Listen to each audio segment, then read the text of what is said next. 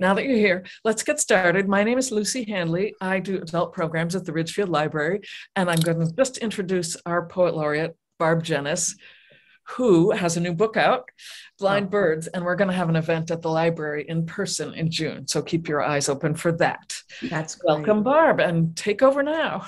Well, thank you so much. And good evening, everyone. Welcome to an evening with Connecticut's new Poets Laureate. Also, you can say, by the way, we were just discussing, you can also say Poet Laureate. They are both correct, although the Poets Laureate is the preferred. And it's also our celebration of National Poetry Month here at Ridgefield Library. I'm Barb Jennis, as Lucy mentioned. I'm in my third and final year as the Poet Laureate of Ridgefield. And the 6 poets you're going to hear this evening have all been selected by their communities to promote the enjoyment of poetry to citizens of all ages and educational levels and demographics. And as you'll see, they're proof positive that poetry is not dull, not academic drudgery, but an accessible, vibrant art form for today. Each of tonight's poets is a member of the Connecticut Coalition of Poets Laureate, the mission of which is to be a resource for communities wishing to appoint their own local Poets Laureate and to support the efforts of those individuals once selected. Before we begin tonight's reading, I'd like to invite you all to another really wonderful poetry event that's coming up on Saturday, April 23rd from 2 to 4 in the afternoon. It's an event called, here, let me share the link if I can. Share screen, do this.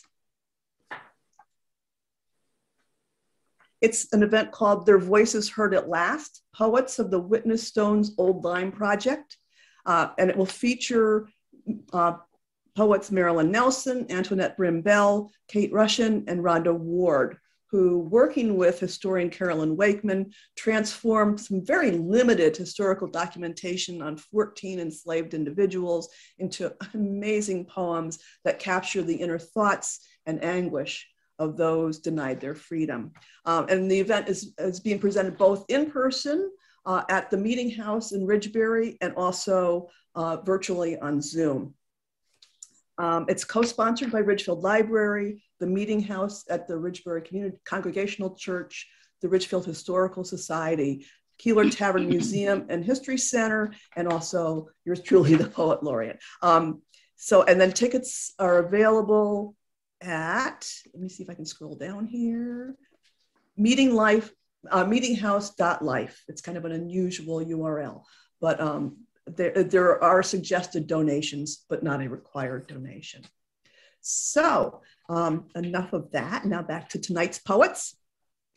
We've actually added a 6th poet laureate, Adelaide Northrup of Chaplin, whose name was not included in our earlier promotions, but we're glad she's here. And each poet will read for about 10 minutes, a time slot that goes, as you'll see, very quickly, and will undoubtedly leaving you wanting more, kind of like those Whitman sampler boxes where you get one dark chocolate caramel, that's it, we cut you off, and then you have to switch to peanut brittle.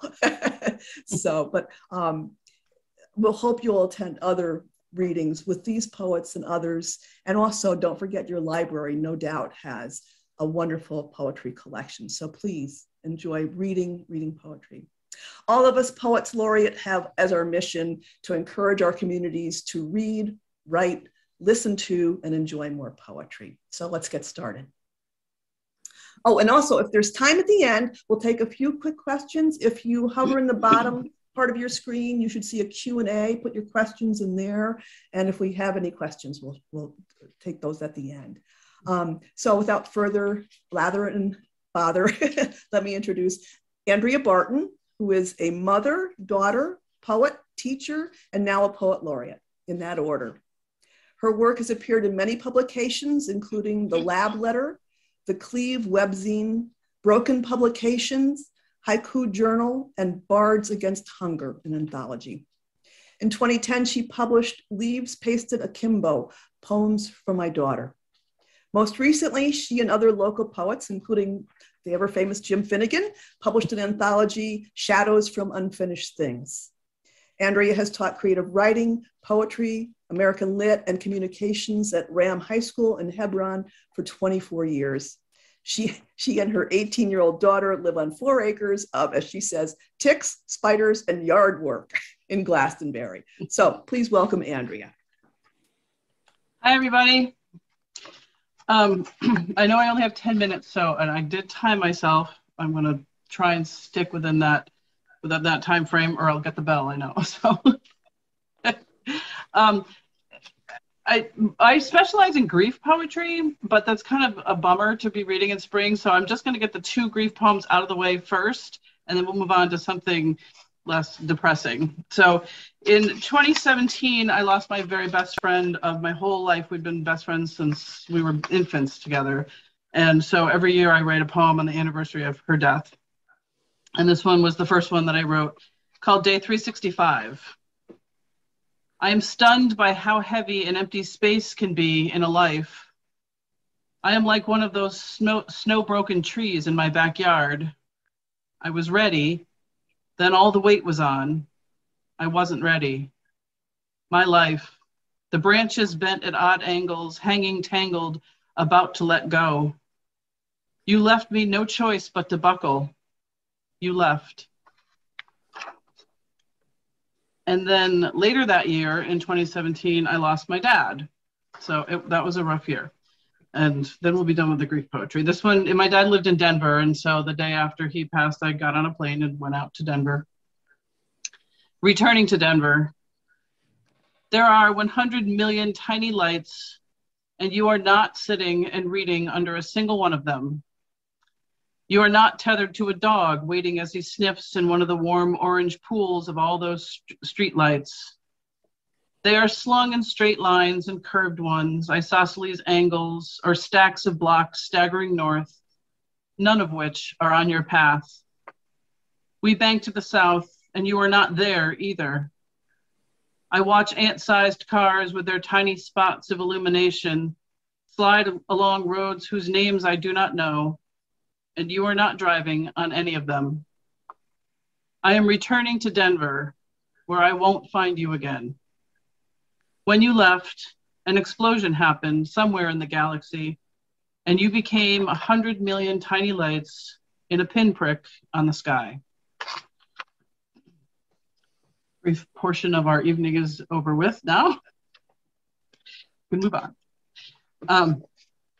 The next one I'm going to read is from my book, Leaves Pasted Akimbo, which I know is backwards on your screen, but this is my daughter's art when she was 4. This one's called Double Helix.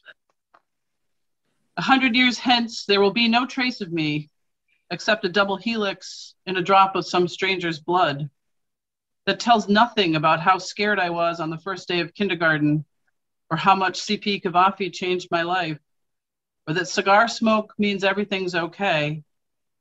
How my grandfather died one morning when I was waiting for him to come over, or the night I realized, oh my God, oh my God. The sound of my child loving me, how fireworks make me cry, or the miles I have run with joy, hope, courage, and despair. For when I die, I will take it all with me, a bag I packed full of all the nights of my life, the days of my being, thoughts I have thought, meanings I have made. I will leave behind only my earthbound things, the piano, my bracelets, that bowl, the lilies dug up in Maine, planted here, these sparse words on a page, my body made of carbon. All the love I have given and taken and known will be reduced to a strand, a piece of a double helix in a drop of someone's blood. I have no segue for the next one. It's just the next one. It's called Communion. Translucent moon in the August sky, pale and round as a communion wafer dissolving on the tongue of a summer morning. I can see you, even so, retreating in this heat, a day ghost, hanging on and almost gone. Is it just you and me today? Us caught in this intersection between the giving and the giving up?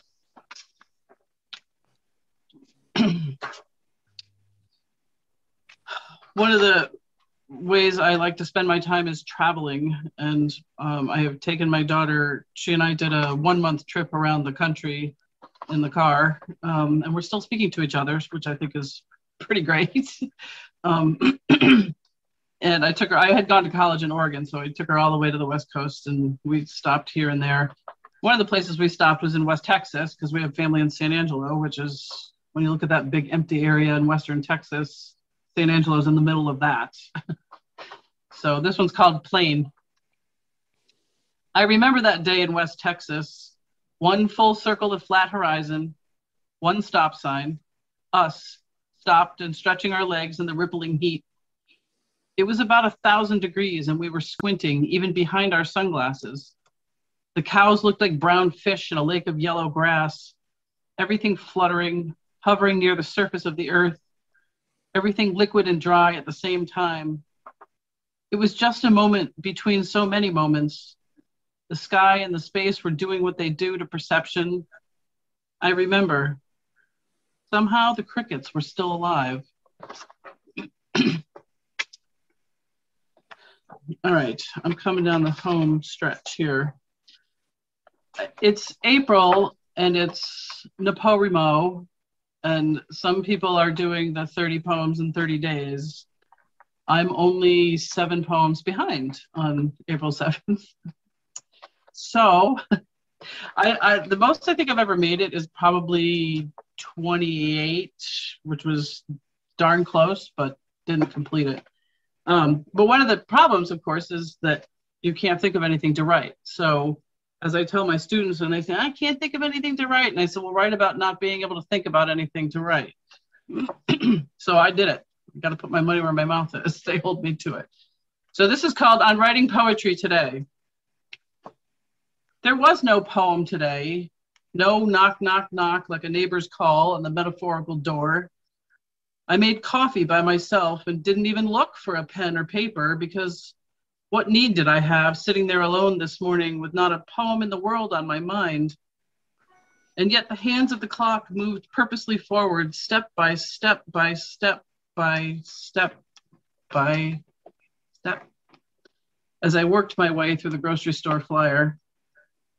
I did think of a recipe, chicken divan, but that isn't a poem, even if I put the white wine in it. So I made chili instead. There is very little poetry in the mop bucket or laundry or in the clean sheets, I discovered, but I wasn't looking. Maybe tomorrow a poem will come to the metaphorical door. If I'm home, I'll answer it. And then I have one more very short one. It's called Philosophy. I love what stained glass does to a strand of sun. It makes philosophy out of the practical. And I'm done. Did I make my 10 minutes? Wow. Oh, you have 2 more minutes. Do you have another poem on hand that you can read? I just happen to have one right here. Won't take 2 minutes, but it's called Dog Walking, and it's another poem that's just about not having anything much to say. It will rain any minute, soft gray ceiling slung low above us. But for now, leaves are caught on the glass of a pond so still the fish don't dare make a ripple. We are standing on the edge. Don't touch it or everything will change. Muted Tuesday afternoon. And now I really am done. I'll give Adelaide my extra minute. So. Oh, that was wonderful. Thank you, Andrea. Thank you. Very wonderful. Say, by the way, someone asked the question if we can't move to having speaker view. To whoever wrote that question, if you go to the upper right-hand corner of your own screen, you can click on speaker view and you'll lose the 8 of us. But we kind of like seeing each other because we can see people responding. So, but again, just upper right-hand corner on view and then scroll down to speaker view. So, all right. So next up we have Gabriella Brand. Gabriella Brand's short stories, poems, and creative nonfiction have been published in over 50 literary magazines. Her travel writing appears in The Globe and Mail and the Christian Science Monitor. She is a Pushcart Prize nominee. She has read her work in La Poisson Rouge in New York and at the Prose and Poetry Bookstore in Washington, D.C. A linguist and an adventurer, Gabriella travels whenever she can. Recently appointed the inaugural Poet Laureate of North Haven, She teaches languages and writing at the Osher Lifelong Learning Institute at the University of Connecticut. Welcome, Gabriella. Thank you so much, Barb. It's wonderful to be here. I have my first poem, which is not exactly ekphrastic, but it's kind of a son of ekphrastic. It was a poem that was published back in 2019 in a journal called Red Wolf, which is a poetry journal. And they asked poets to take a poem that was a famous poem and use whatever you wanted, either thematically or linguistically, from that famous poem and do a riff on it. And the poem that I chose was one of my favorites, which is the Musée des Beaux-Arts by W.H. Auden. So you'll recognize the first part. That is not mine, I wish. But the rest is my riff on Auden's work. So you have to, if you've seen Bruegel painting, the Bruegel painting called Landscape of the Fall of Icarus, and you can keep that in mind, that helps. My poem is called A Bedpan for Icarus. About suffering, they were never wrong, the old masters. How well they understood its human position, how it takes place when someone else is just scarfing down a burrito or adjusting their earbuds. When my mother lay dying, her heart skipping beats, her pulse losing rhythm, the nurses stood in the hallway outside her room, chatting normally, taking bets on Dancing with the Stars, ordering Mexican food for dinner. Mother could have been Icarus, falling from the sky, Icarus needing a bedpan. I shook my fists at the nurses through the hospital curtain, and yet I should have known. We all turn away, quite leisurely. We turn away from disaster, as Bruegel drew. We run our eyes down the screen, clicking even as the typhoon hits, the mosque is bombed, the child drowns in the Rio Grande. We hear the splash, we gulp and shake our heads maybe, mutter a prayer, and then, quite calmly, we move on.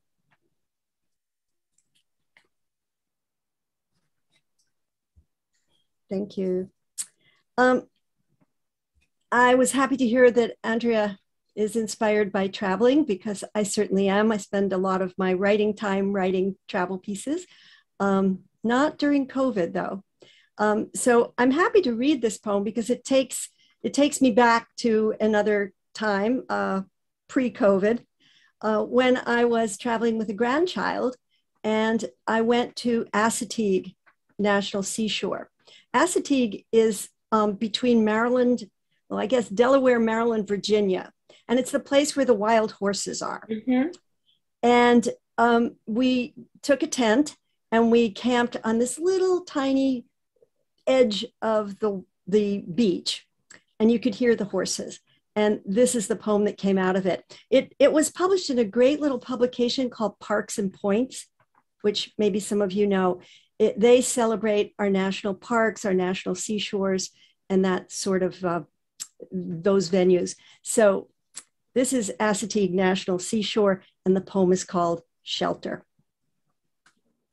At night, we hear them too, not a stampede exactly, but a rush of hooves, determined, breathy, equine, loud, noisy enough to jolt our sleep.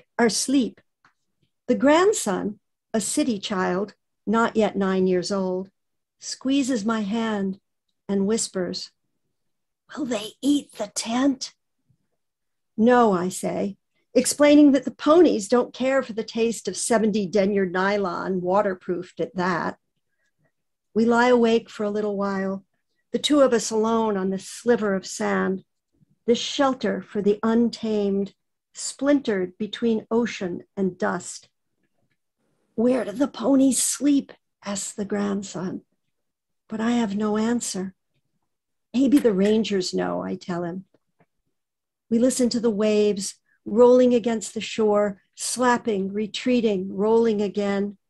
Before we doze off, the wind picks up and flutters the guy lines of the tent. In the morning, we walk the beach, the grandson and I, scanning the dunes. No sign of horses now, except for the ripe smell of dung and a certain wildness in the air.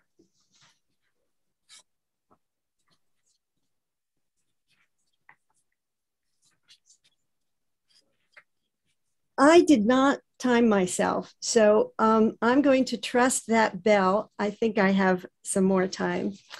Okay, thank you. I was going to do something thematic and just do poems about my mother, which for some reason, I find I write an incredible number of poems about my mother, but they weren't quite the kinds of poems I wanted to share, but this one I will. It's a poem called Edelweiss. I spent part of my youth in Switzerland, and so you might understand the Edelweiss kind of reference. This was in a journal, wonderful journal from out in Oregon. It was published, I think, before the pandemic, 2019, I think, called the Willowa Journal. Edelweiss. Mother was always the oldest of mothers. The gray bun, the lace-up Oxfords, the little metal cart she pushed back and forth to the Blue Goose Market because she never learned to drive. The other mothers kept their hair short, so practical for playing tennis, riding in convertibles, quick showers after a swim.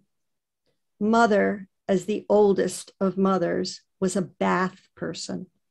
The hard milled soaps imported from France, the shrimp-colored girdle dropped onto the tile floor.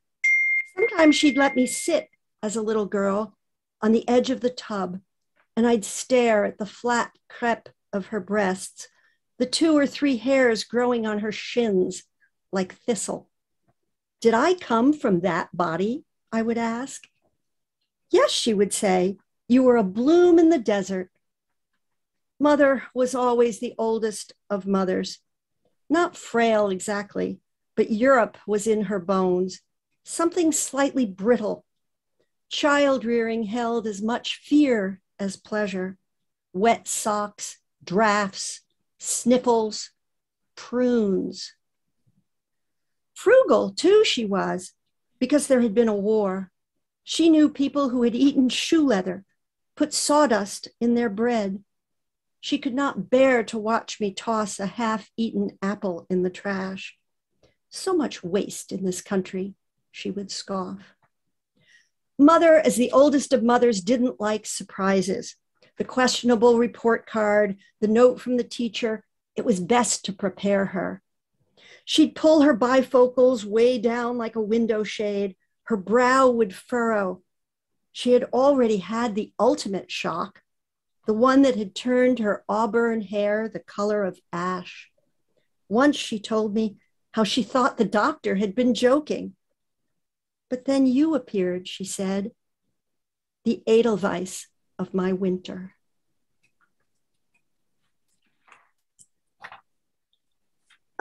I think I'll end with something sort of light, since we're all here in Connecticut, and most of us have probably spent far too much time on the Wilbur-Cross or the Merritt Parkways.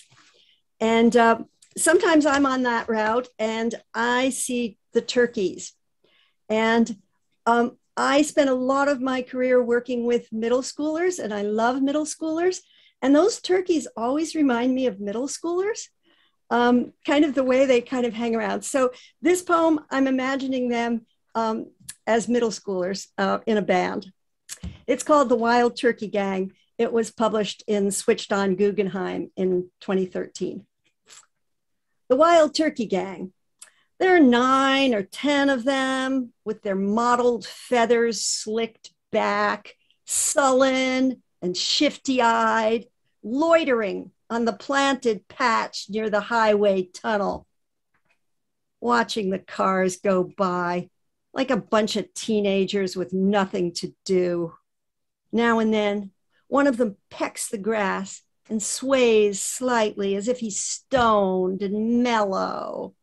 The leader, gobbling orders, bobs his neck in time to some hidden rhythm, like heavy metal drifting up from the roadway, clanging raucous into tiny turkey earbuds.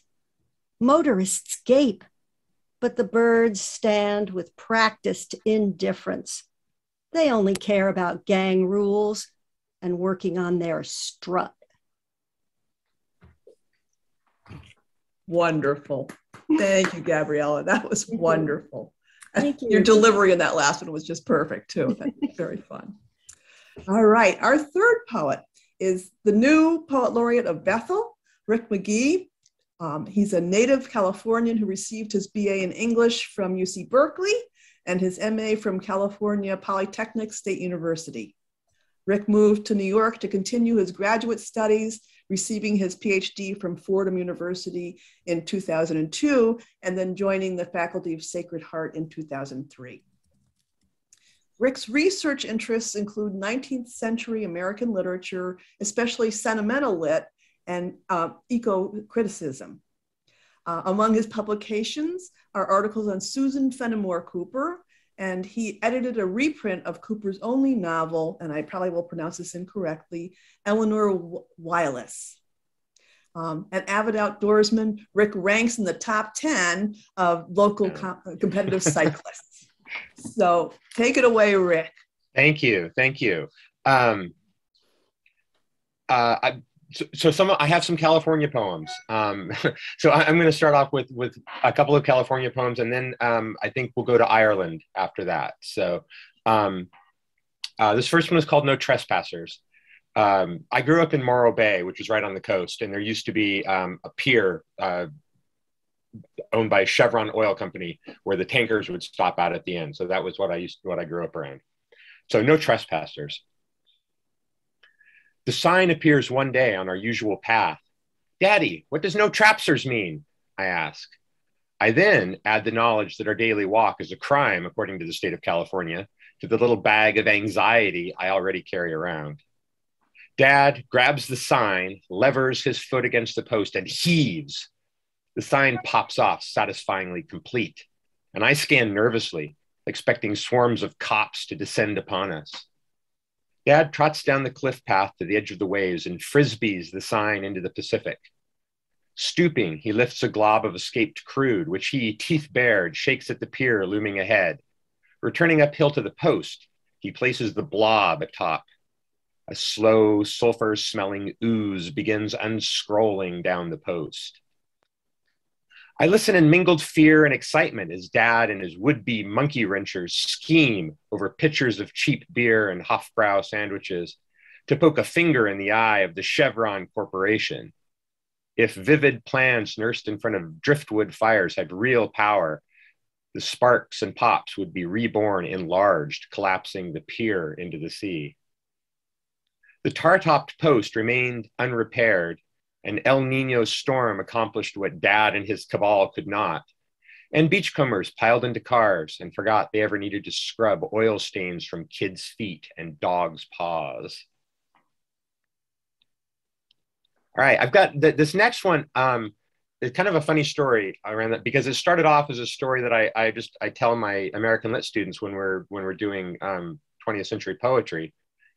And, you know, and I kind of tell it as a joke, and it's just because it's kind of a funny story. And one day, one of my students said, you should write a poem about that. So I went home and I wrote a poem about it. And then I immediately sent it off, and it's coming out this month, I think. So it was one of those that just kind of happened. And this is a very San Francisco poem. So be aware. And it's called Allen Ginsberg Flirted with Me. I see you there, Allen Ginsberg, enthroned on your pale wood chair next to your pasta-named pal. You're wearing that beard you stole from the shouting anarchist standing on the corner in the bird's nest tonsure of a drunken monk. We line up outside with the other angel-headed hipsters, searching for a chance to dance with the literary legendarium, hoping proximity will lighten our own feet. We stand on the corner of Columbus and Broadway, basking in the bookstore light, while across the street, the Condor Club sign flashes Carol Doda's neon-tubed boobs. The anarchist stands and shouts apocalyptic advice with the rocking revival rhythm of the beats, and we edge away and pretend not to hear him while filing his rants away in mental rooms for poetic pilfering later. He still has his beard, so I must apologize, Mr. G, for falsely accusing you of Barbican thievery. Inside, little square books, stark black and white covers howl at us, so we file up and partake like communicants tasting. Not some forbidden fruit, but something both expected and exotic at the same time, like seeing in person a place we knew only from late night television binges or drowsy, dusty classrooms where the ragged wail and roguish bounce of long line poems stir somewhere and are in our undergraduate ambitions. So here we are now, suppliants and postulants, poetic posers, and AP English whiz kids, wondering if a supermarket in California can be a liminal passage to something far away from suburban inertia and the pre-cut, prefab, shrink-wrapped, sterile until opened plastic lives that we know are waiting for us after we walk across that stage and smile at the flashbulbs and wave those empty tubes that only pretend to hold our diplomas. At the end of the book buying line, you sit, looking tired, far too bored, signing your name over and over to look like the Messiah we hoped you'd be.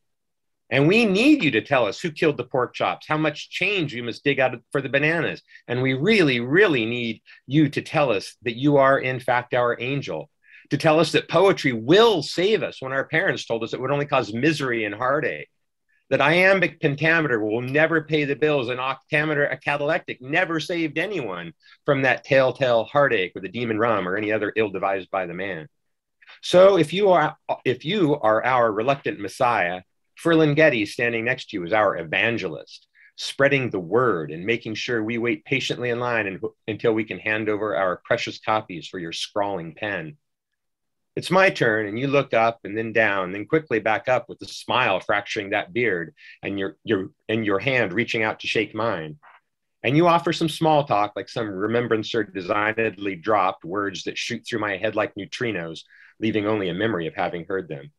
You sign, Allen Ginsberg, 5/22/88, and cryptically, AH.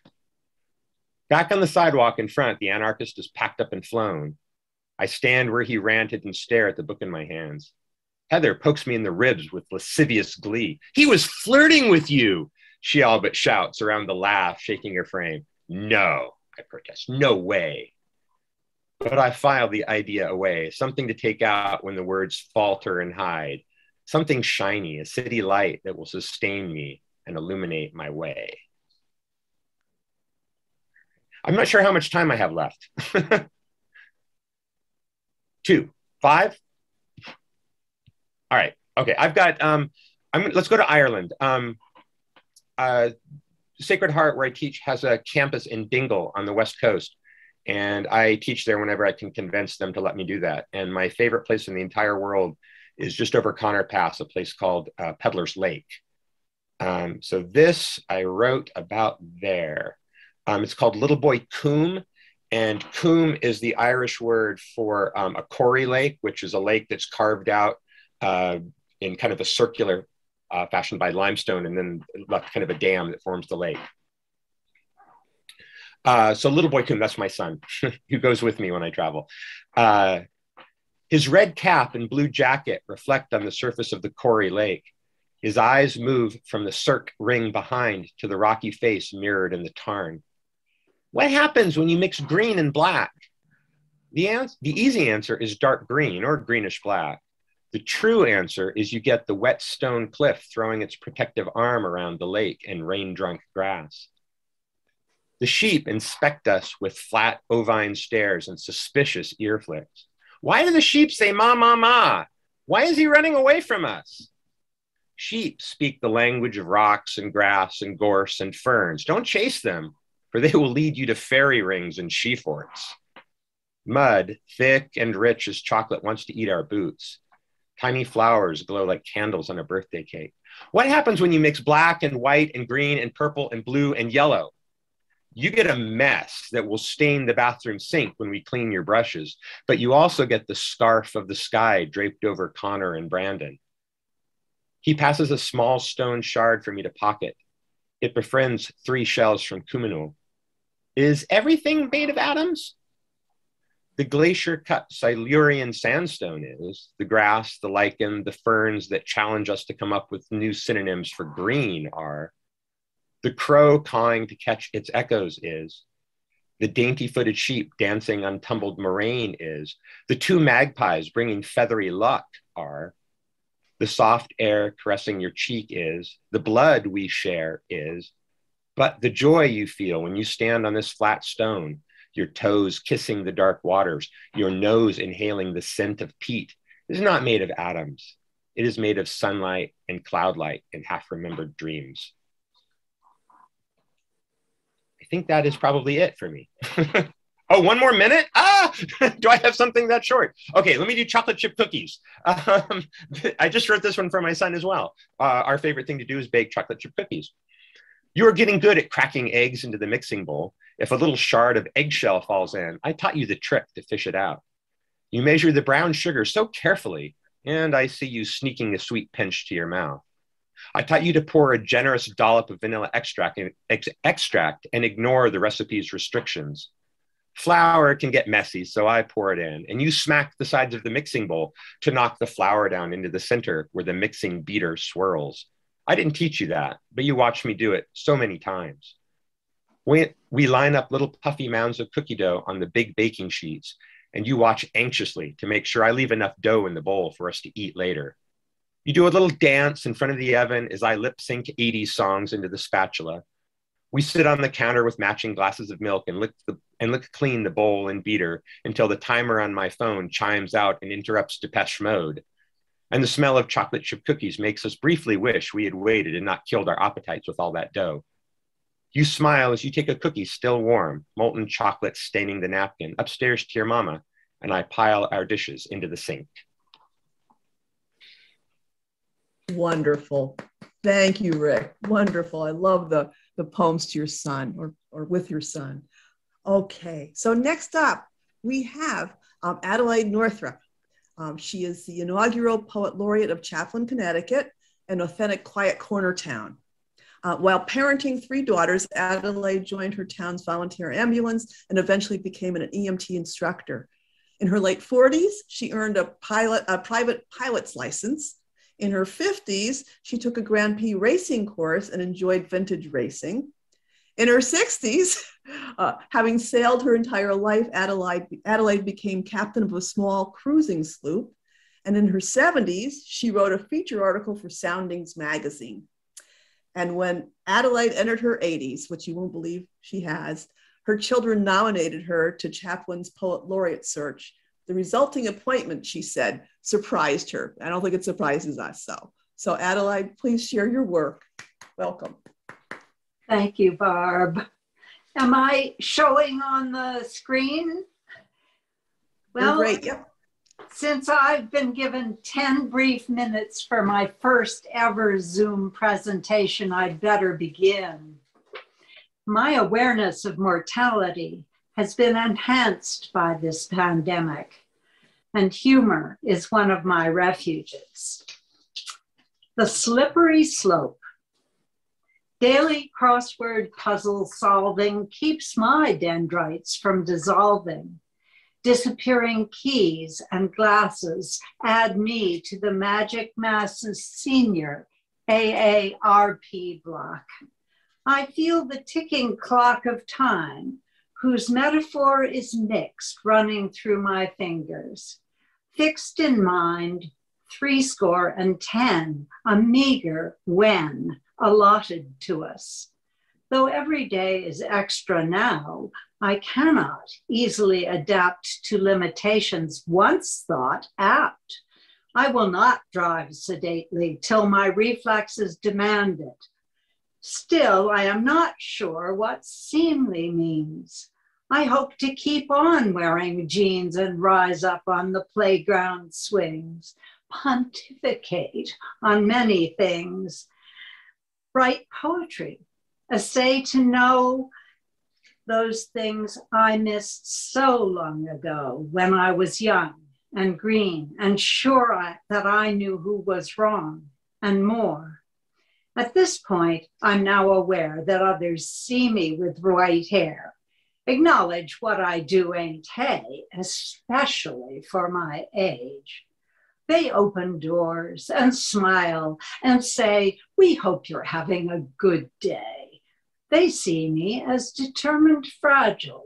I'm likely more than they are agile, and I, for the first time, not as strong.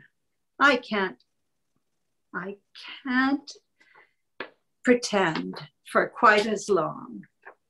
I must admit, it makes me furious just when I have gotten where perceptions are no longer spurious, and I'm learning to be fair to myself, my friends and kin.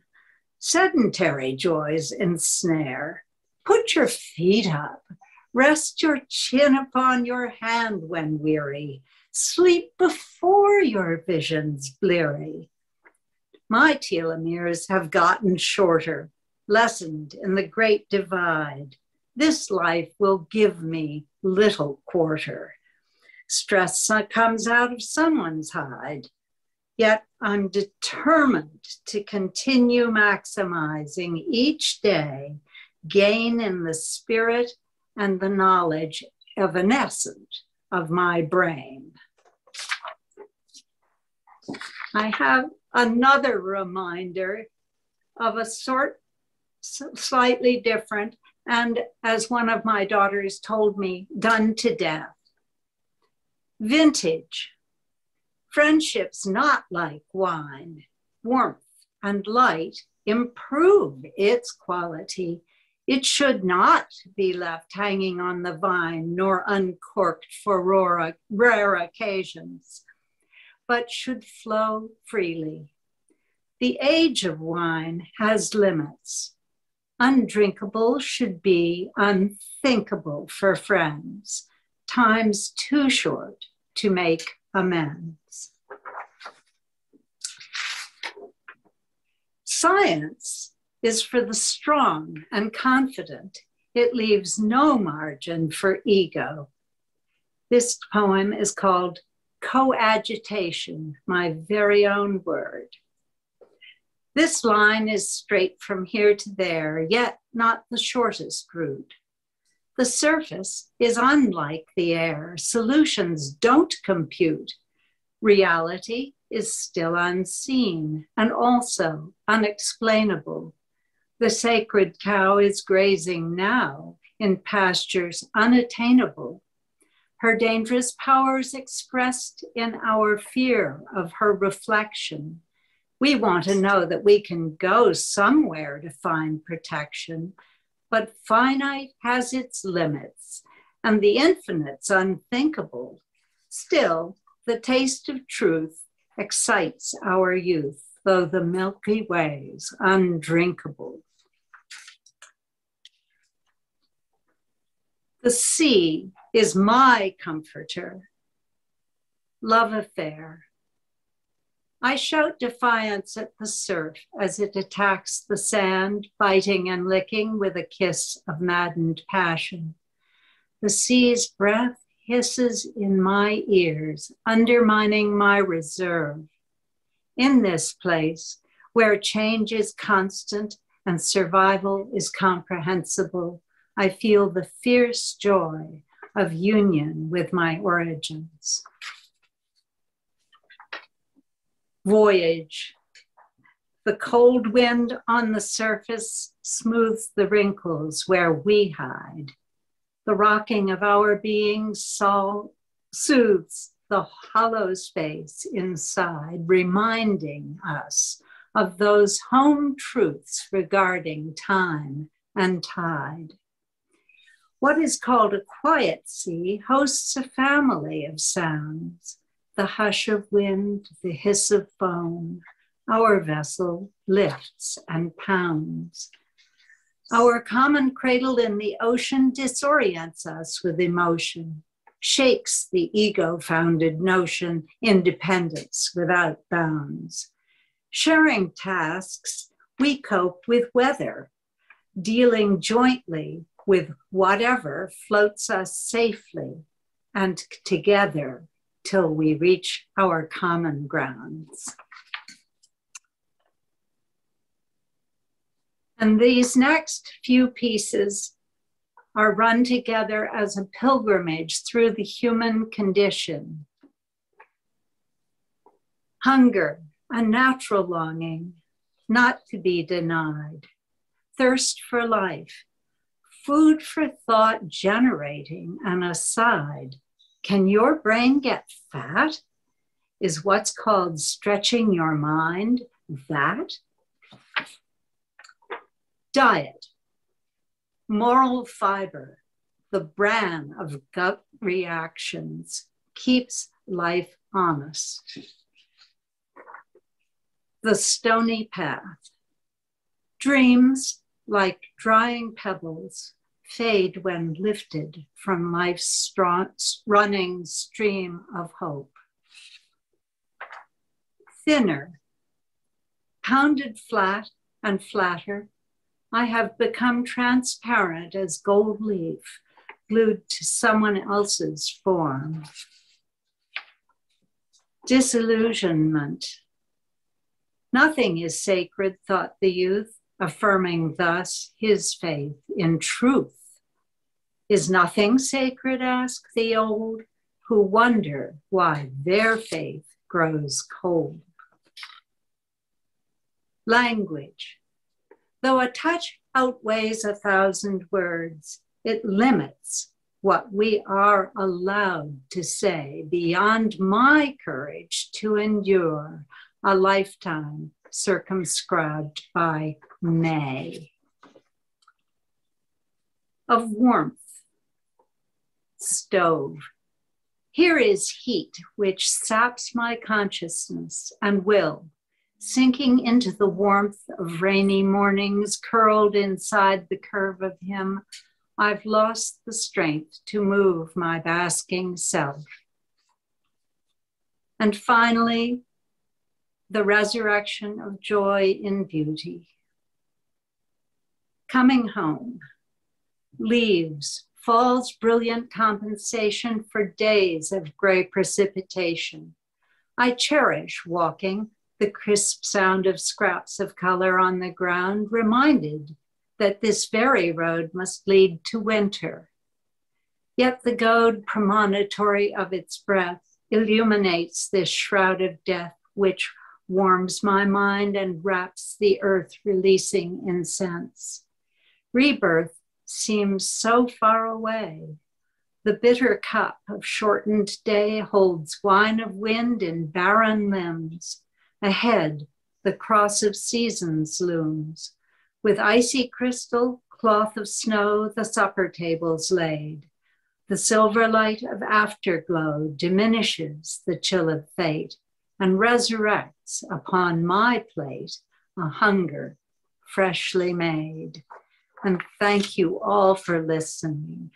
Wonderful. Thank you, Adelaide. That was wonderful. Such a combination of wit and then also such beautiful imagery and just wonderful words. Thank you very much. And you shouldn't have been surprised you got Poet Laureate. All right, so next we have the Poet Laureate of Clinton. Cathy Weiss is the author of 2 memoirs. She's also a published photographer, an artist, and a newspaper contributor.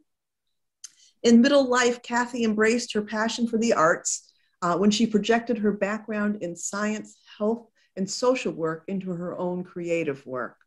She currently serves as the community advocate for the Connecticut Coalition of Poets Laureate and continues to be active in Clinton High School's creative writing program, where she has created numerous opportunities for the students, including a Poet Laureate internship, which is very cool. This past March, Cathy was included in the Connecticut Women Who Inspire exhibit at the state capitol. So please welcome Cathy. Thank you so much. I'm happy to be here. Okay, so I think I'm the last poet to go. One more, okay. Every day I start my day watching the sunrise, and most days I go outside. And during the pandemic, I started posting a photo of the sunrise and writing little haikus or little short poems to lift the spirits of the community. So here, first one, sunrise. I'll just read one of them to you. On the darkest mornings, you peek through the clouds and into my window, beckoning me to come outside to smell the air, hear birds sing and dance in the leaves. Most of all, you remind me who I am and not to stay in the dark too long, but rise again with you. And it really did me a world of good to do that every morning. And from that, looking at the sunrise every morning, I started a fund, the Sunrise Fund, and raised money to help combat some of the issues that the community was dealing with during the pandemic. The next poem I'm going to read is Sawdust. And this is a point of view poem, portrait poem that I wrote about a year ago about my husband. It's so popular. I don't know, maybe even if people don't know him, they really like it. He makes a lot of sculptures, and he works in his workshop, and he works with wood. And during the pandemic, he made a lot of really whimsical things. And so I just wrote this poem about him. Sawdust. She hates it when I come in covered in sawdust, sandy shards flying everywhere like wanderlust. Shaking myself off, tiny shreds begin to fall, embedding into nooks underneath my entrance. Happily spending days outside or in my shop, bending metal, sawing planks of oak, creating irony as I make furniture. I conjure the feet of coffee tables to look like prehistoric unknowns, whimsical and useful. They delight her. She copes and doesn't bemoan. The creatures that brightened our days during the pandemic. My whimsical sense of humor, shocking everyone, accustomed to my usual dour demeanor. Still, she doesn't like it when I come home covered in sawdust. Okay, I'm going to read from my book Weather and give you another type of dust, diamond dust. And this is very popular. This is so popular with the students at the high school, but it's also popular with seniors. And it really evokes a lot of discussion about bullying, and even seniors who say that they've experienced a certain kind of unkindness. So I'm just going to read it and let you decide. Diamond dust. An unexpected Arctic chill preceded the diamond dust. Words falling into my ear like soft whispers of snowflakes. I wasn't supposed to hear their harshness. I didn't mean to eavesdrop in winter. I'm not liked. My spirit abruptly reaches Arctic. The temperature in the air forming diamond dust. Meteorologists call diamond dust sharp ice-like needles, unlike the softness of snow. Words like diamond dust falling from a cloudless sky, just floating in the air around me. I breathe in the frigid air and the icy words. I will treat them like diamond dust, letting their glistening words fall around me, knowing that, like diamond dust, they will melt, never sticking to the ground. So the next poem I'm going to read is also popular. And what I like about it is I enjoy I write a lot, but there's just really a few poems that really are worth remembering to me. And this is one that I always holds true. I can't see my audience out there. I do write a lot about very tough issues, relationships, and the dynamics of family. So I wasn't going to attempt that towards the end. This is a little bit heavy, but I think you might like it. And the painting here, she's blowing red, was the inspiration. It's probably hard to see, but I like it because the painting, it started with the painting being interpreted so many ways, which I love. And this poem is interpreted so many ways. When I read it, people come up to me and they start talking about something that they thought it was about, and they related it to their life. And it really wasn't at all. So it's fun for me to see that effect. Blowing red. You know a girl like her, don't you? A girl who could blow red. I'm not talking about a legendary woman who could blow fire from her lips, give you a nice body burn and say, "Oh, sorry, did I hurt you?" No, that fiery, feisty female would be too easy to spot, too common a cautionary tale. No, I'm talking about a pressure gradient, changing swiftly over a long distance. A strong, straight line burst, the weatherman's term that precedes the warning to seek shelter. I'm talking about a woman so adept at blowing tiny red puffs that land as softly as a cotton cloud on your skin. At first, the warm sensation, a comfort, a silent musing, imperceptible as a baby mosquito sting. Then she begins to slowly blow red, and unexpected damage occurs. Intermittent puffs, now a steady blowtorch as you start to hurt. But you learn to dance in the fiery rain. You dance in and around and through the sparks as they come faster now. It feels like molten lava pulling you away. You try to look up, but your eyes are soaked with blood from your exploding heart. Then comes fire, a side effect of the oxygen when she blew red. You weren't wearing a self-contained breathing apparatus. You inhaled the red wind. You ignite. Every cell of your being is gone.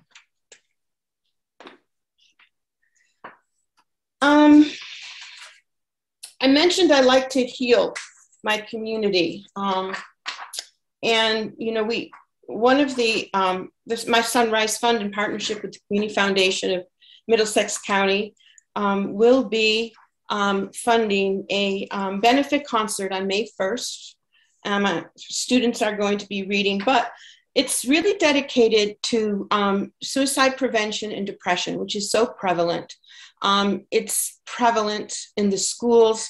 It's a problem. It's a as we re-enter the world.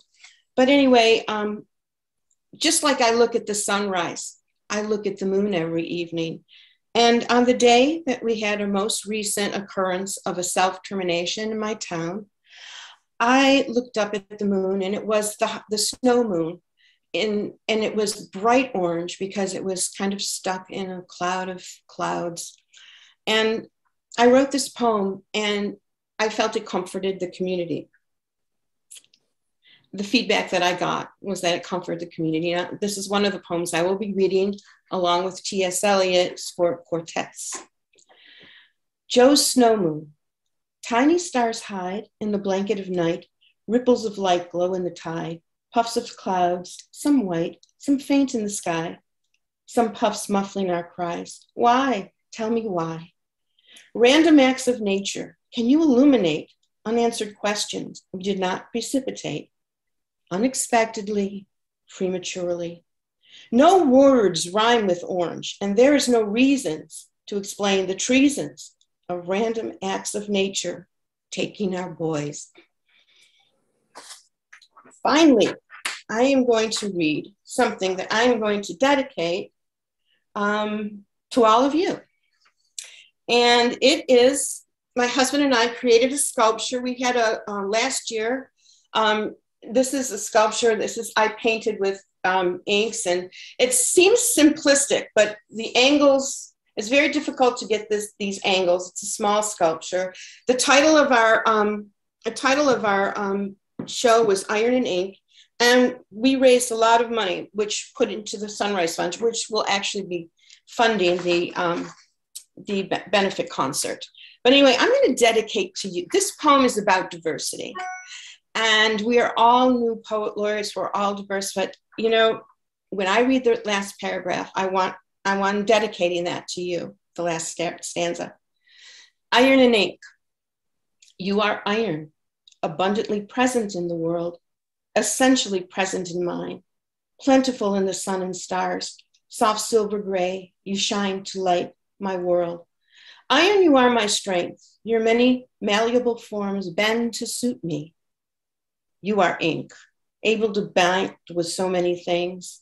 Ink, you can be thick or thin, permanent or fleeting, a complex mixture of pigments coloring my world, dissolving and binding into a life, intoxicating as alcohol, as modern as acrylic, as a softly fluorescent glow. Whatever your color, your many forms suit me. Iron and ink, we triangulate your world, my world, our world. Individual properties become a new element. We will lean on each other. We will be strong together. We will be colorful, softly glowing swirls. We are iron and ink. That's it. Wonderful. Thank you, Cathy. Your Sunshine Fund sounds just wonderful. So, oh, and our last poet for this evening. Thank you for hanging in there, Rob. It's great to have you. By the way, I had to add to Rob's biography. I went to searched him on Google and added a few things because his bio was running a little short, very terse. He was born in Heidelberg, which was not included in his original bio, Heidelberg, Germany, and was raised north of Philadelphia in Pottstown, Pennsylvania, excuse me. Rob Piazza earned his MFA in creative writing at Fairfield University. He teaches literature and composition at colleges and universities throughout New England. His poems have appeared in Mystic Blue Review, Halcyon Days, Society of Classical Poets, Haiku Journal, Poetry Quarterly, Founders Favorites, The Lyric, October Hill Magazine, Neologism Poetry Journal, Heart of Flesh Literary Journal, and Young Ravens Literary Review. And he serves as the Poet Laureate of Litchfield. Welcome, Rob. Thank you so much. Thank you so much. I'm really, really honored to be here. And I'm honestly awed by all the amazing poetry I've heard so far today. I'm going to read to you four poems that are part of a project that I'm working on. I'm working on creating a book of poetry a poetry of addiction and recovery. Those two sort of polarities, specifically looking into the effects of addiction and recovery on families. I know throughout this whole state of Connecticut, especially during the pandemic, the opioid crisis has been huge. And so I want to share some of the poems that go into that a little, and then the hope that I at the end of these poems. So I'm trying to aim toward the hope of finding ways out. These poems will refer to music several times. I'm a musician. My bachelor's degree is in music,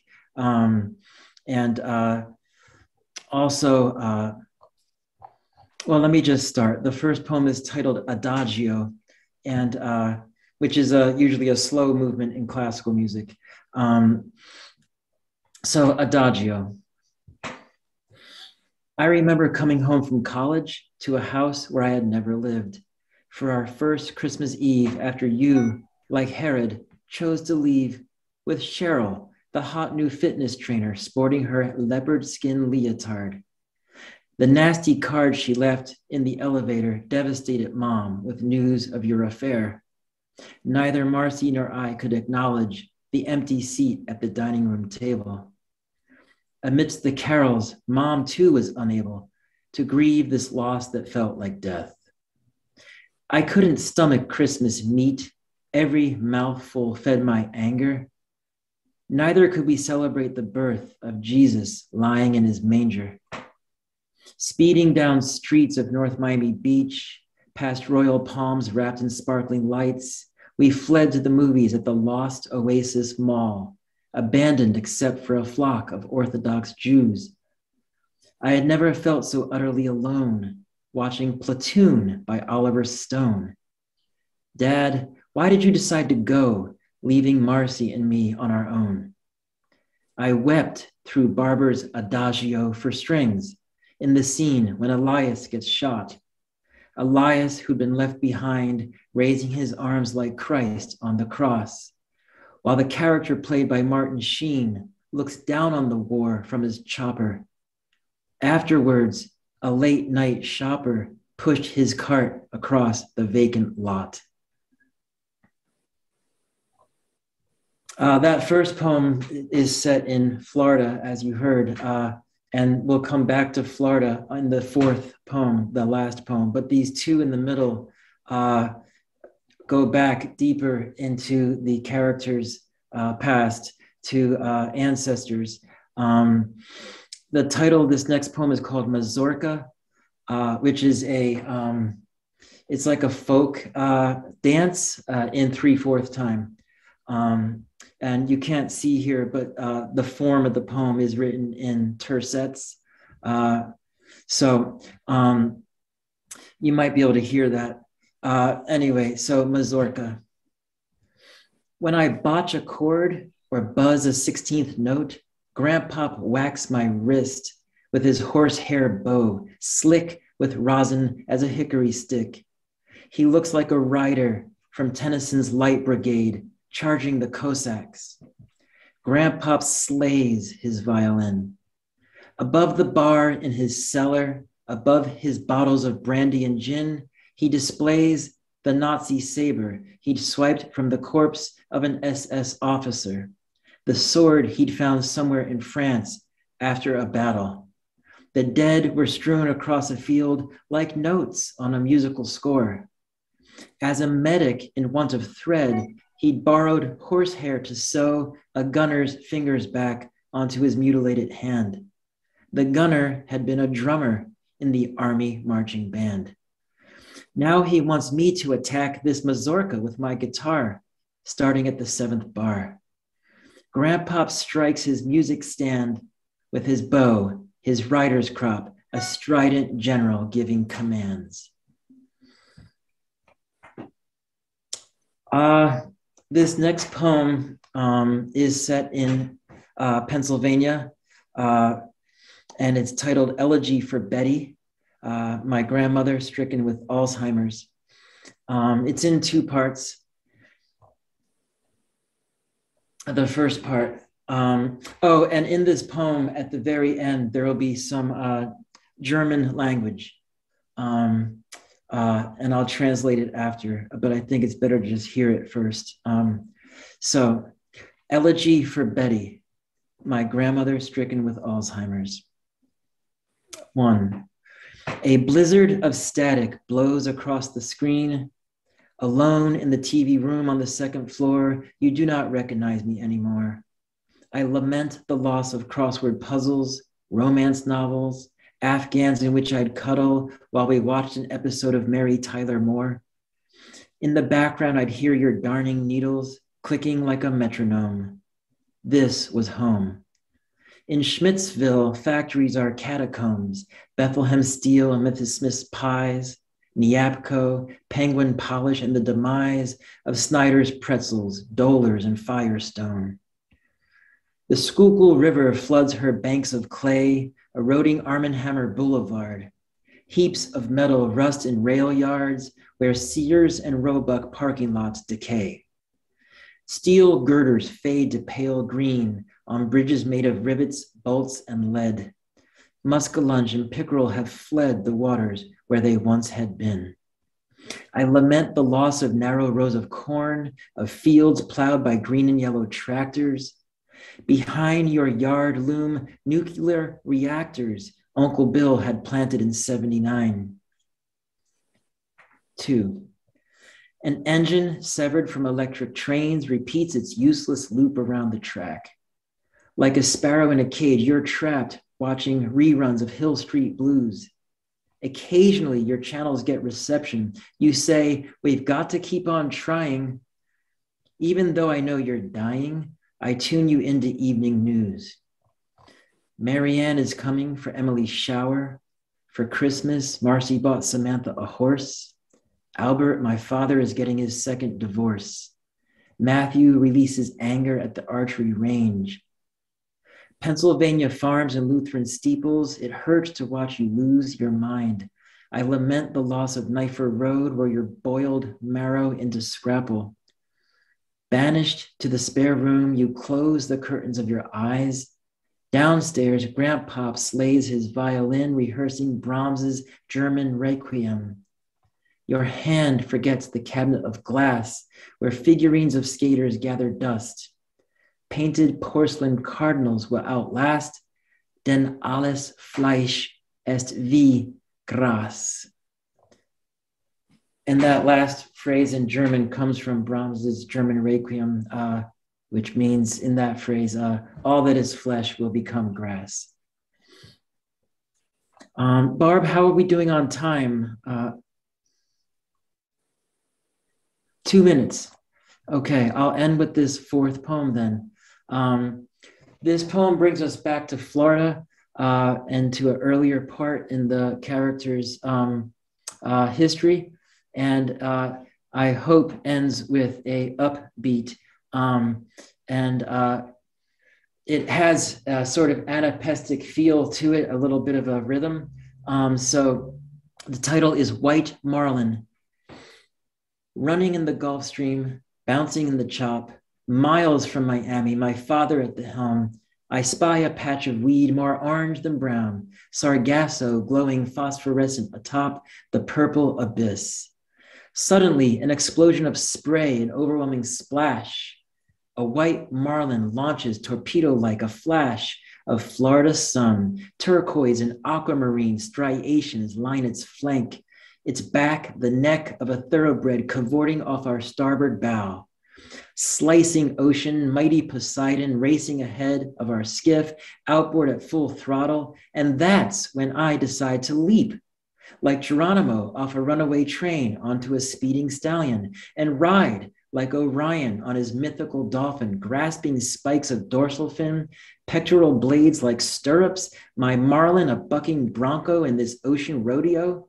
Behind me, the scimitar of his tail, a saddle, his lance-like needle-nosed bill pointing toward the horizon, farther out into the fathomless sea. Toward the coral reefs of Bimini, wave after wave, I wave goodbye to my father, and I am free.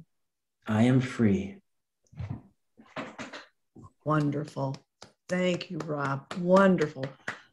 Wow, this was phenomenal, everyone. I gotta say, such a diversity. I mean, this just shows the caliber of work that's coming out of the little state of Connecticut. So thank you all for joining us, both the poets, and I see we have a lot of participants. I don't know if anyone has any last question they'd like to put in the Q&A for us.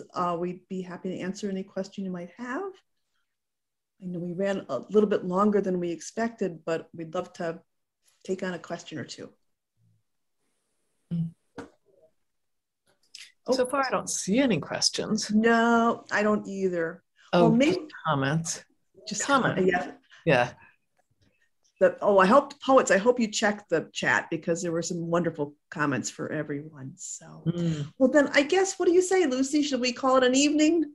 We shall, but this will be recorded so that anyone that couldn't make it can see it. I will send out a group email to everyone who registered. Am I? Oh yeah, good, you can hear me.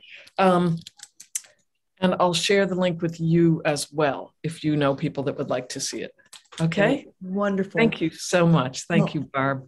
Oh, thank you, poets, and thank you, Lucy, and thank you, library, which is always so gracious in terms of hosting our poetry events. So delighted. Have a great evening. And thank you. Thank poets. you. Thank you for Thank including us. you, Barb and Lucy. Thank you, everyone. You're so welcome. Are the chats still available? Okay, Yeah, the chats are still there, Adelaide. Okay, thank you. I know nothing. You know a lot. you did just great. All right. All right. Good Well, night, thank you, everyone. everyone. Bye-bye. Bye.